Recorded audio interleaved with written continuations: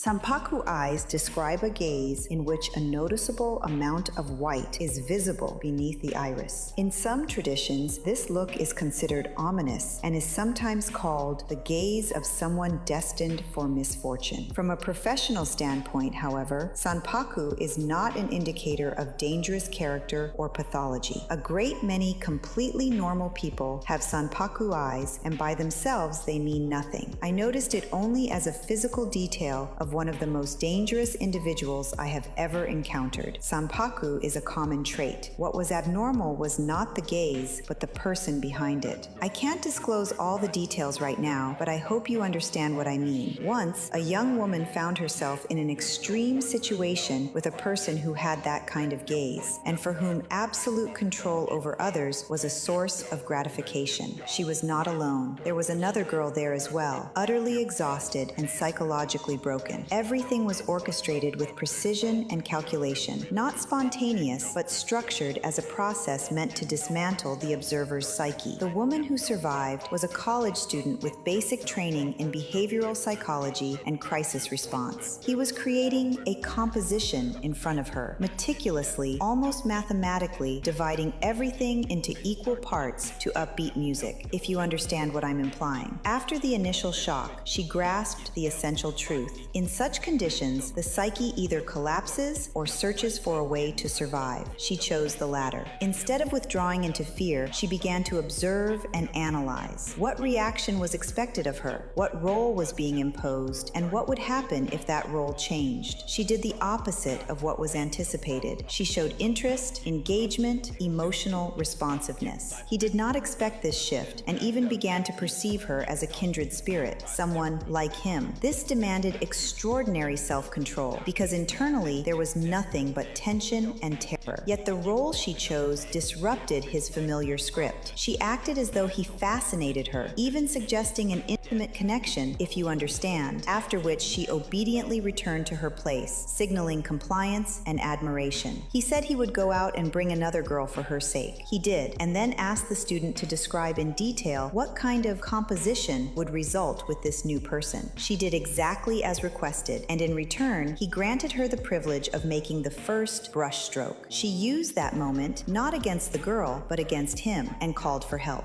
That the student was able to apply what she knew about role shifting in real time, endure the situation to the very end, and maintain absolute control over her behavior likely prevented many future victims, given how organized and methodical he was. She held herself together with such precision, embodied the new psychological role so convincingly that even someone highly attuned to detecting the slightest falseness believed her. Later, she said the hardest part was not the act itself, but maintaining calm and controlled behavior while everything inside her was tightening with fear. Without that level of self-regulation, it would not have worked. When a person becomes trapped in a single self-image and mistakes it for their entire identity, problems begin in many areas of life. When someone can consciously manage and shift their internal roles, their capacity expands far beyond what most people imagine.